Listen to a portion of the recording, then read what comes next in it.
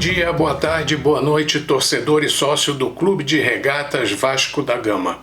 Eu sou Ivan Luiz Maia Pereira, sócio e torcedor do Vasco da Gama, que chega quase aos 70 anos, ainda esperando que o clube volte aos trilhos, após um descarrilhamento de quase 30 anos. Hoje vamos falar do novo CT, do nome do CT e da administração do clube. Tudo aliviado, graças a Deus, por uma vitória de 2-0 em São Januário. Logo, logo, vamos começar pelo nome do CT. Até já!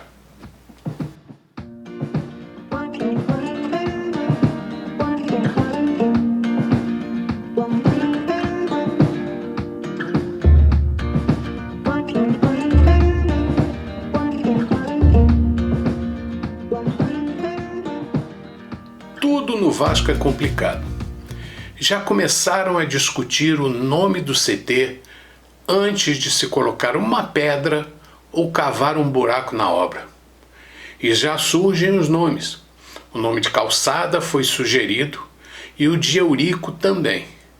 Aí eu pensei, espera aí caramba, é verdade? Fiquei muito chateado e resolvi dar minha opinião. Acho que não podemos dar ao novo CT o nome de uma pessoa que não tenha idoneidade comprovada. Isso seria macular toda a história do Vasco da Gama. Lembram-se do início do século passado, quando o Vasco se insurgiu contra a aristocracia da época por causa de premissas hipócritas? Se insurgiu contra o racismo e a discriminação? Não podemos esquecer isso. Se nós formos contra discriminação, hipocrisia, sentimentos elitistas de uma minoria da sociedade, contra segmentos menos favorecidos, não podemos dar ao nosso CT o nome de uma pessoa autoritária e que desprezou o princípio da transparência. Para começo de conversa. Uma pessoa que decidiu autoritariamente os destinos de uma instituição popular como o Vasco não merece essa grande honra. E isso não é falta de consideração, infâmia ou desconsideração. É coerência.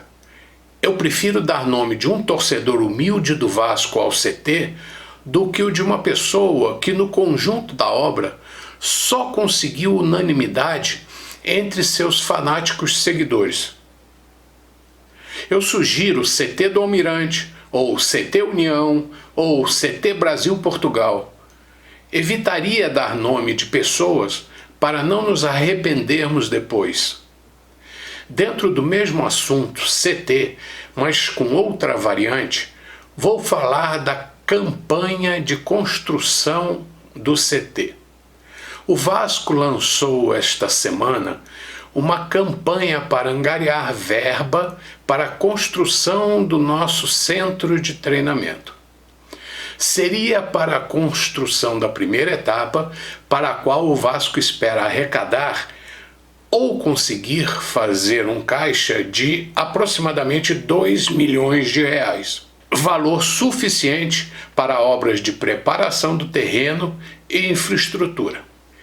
Como sempre, a torcida do Vasco aderiu prontamente. Porém, infelizmente, na minha opinião, por conta da desconfiança que a torcida do Vasco tem em relação ao nosso presidente, eu acho que poderíamos arrecadar mais. E essa desconfiança diz respeito à forma como o presidente assumiu o cargo. Todos nós sabemos que não foi de uma forma muito democrática. Houve um grande desconforto quando o atual presidente armou com outros derrotados e o conselho um complô que desrespeitou a vontade dos sócios nas urnas.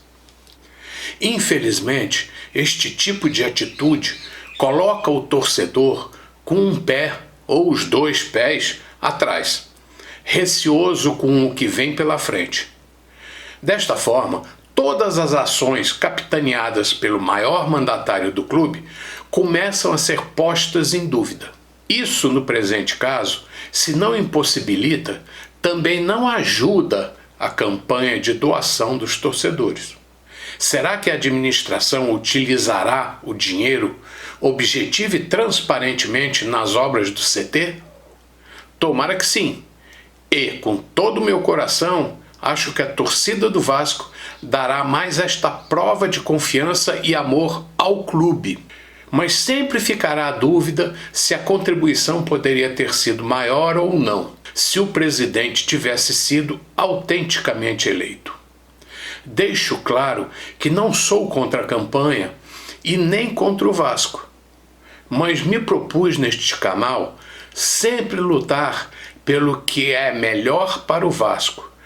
E, mesmo que tenha sido colocado no cargo pelos poderes do clube, o atual presidente não representa moralmente a maioria dos sócios e torcedores do clube. Não é por isso que vou sabotar o clube, mas tenho obrigação de opinar sobre as coisas como estão. Reconheço que nada garante que as coisas seriam diferentes se o verdadeiro vencedor nas urnas fosse empossado. Mas, infelizmente, não posso falar de suposições, e sim da realidade. E hoje, a administração do Vasco é um terror. O Vasco não tem dinheiro para pagar os salários dos jogadores, dos profissionais, dos funcionários, dos professores do Colégio Vasco da Gama, nem para pagar as despesas correntes, sem falar no custo dos demais esportes do clube. O Vasco é, infelizmente, um clube falido. E eu pergunto, onde estão os grandes vascaínos, principalmente as celebridades financeiramente bem-sucedidas, os empresários que batem no peito e puxam cantos de louvor ao Vasco? E eu respondo, estão escondidos, porque ninguém quer associar seu nome a um presidente que rompeu o acordo feito com as correntes nebulosas que o colocaram na função e que hoje, raivosos, desejam sua cabeça numa bandeja. Hoje, a política do Vasco divide-se entre correntes que o querem no cadafalso e a turma que não consegue angariar apoio para tocar projetos de recomposição financeira. É um clube que vive de apagar incêndios financeiros e jurídicos. Está impossível administrar o clube. Tomara que a atual administração chegue ao fim sem destroçar o Vasco e a nova eleição seja limpa e sem as tramóias habituais. Sonho com uma administração transparente e apoiada pelos sócios e torcedores, além de um time de ponta, claro, e que as contas estejam em dia, que os investidores nos procurem, que os bons jogadores batam a porta e que os balancetes e balanços sejam aprovados sem contestação e os títulos sejam uma rotina trivial. Agora, outro assunto. De passagem, gostaria de comentar sobre o episódio em que o árbitro do jogo entre o Vasco e o São Paulo interrompeu o jogo por causa da cantoria de parte da torcida do Vasco. Ele considerou a cantoria ofensiva. Eu acho que deveria ser evitada, sim, mas, convenhamos, ainda não estamos habituados às novas regras de comportamento oral em campos de futebol. E muito menos habituados a separar o que é uma transgressão legal de uma gozação. A orientação da FIFA, adotada pela CBF, assim como a lei brasileira, recomenda que se evite qualquer tipo de ofensa. Assim sendo, seja ela uma discriminação por uma opção pessoal ou um xingamento, tudo deve ser evitado. Só não acredito muito que os órgãos responsáveis e os julgadores estejam preparados para avaliar os casos que venham a surgir. Assim como o VAR é questionado pelos torcedores, analistas e comentaristas, também me preocupa quem vai julgar os casos que ocorrerem. Fulano é um palhaço, ofende a quem foi direcionada a frase ou a toda uma classe de profissionais que se dedica a exercer esta profissão. Você é um cachorro, ofende a quem foi direcionado a agressão ou exige uma ação da Sociedade Protetora dos Animais? Seu burro, a mesma coisa. E por aí vai, passando pelos políticos e suas mães. Temos que ter muita cautela e a torcida do Vasco, por sua história de luta por igualdade, deve pensar antes de agir. Mas que fique claro que o clube não pode ser penalizado por atitudes de pessoas ou grupos que frequentam as suas dependências e podem inclusive estar infiltrados.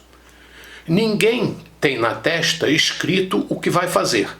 Caso contrário, cairíamos numa cilada que é de limitar a liberdade das pessoas. Coisas inesperadas sempre irão acontecer, mas as punições devem ser inteligentemente adotadas, para que não terminemos cerceando a liberdade de muitos por causa de poucos. Isso seria um passo para a implantação de um regime de exceção. Aguardemos o futuro. Por enquanto é só. Voltaremos logo logo. Boa noite, boa tarde e bom dia, torcedor e sócio do Clube de Regatas Vasco da Gama. Vamos contribuir, vamos ajudar o Vasco e vamos votar na próxima eleição e exigir que o eleito seja empossado. Obrigado.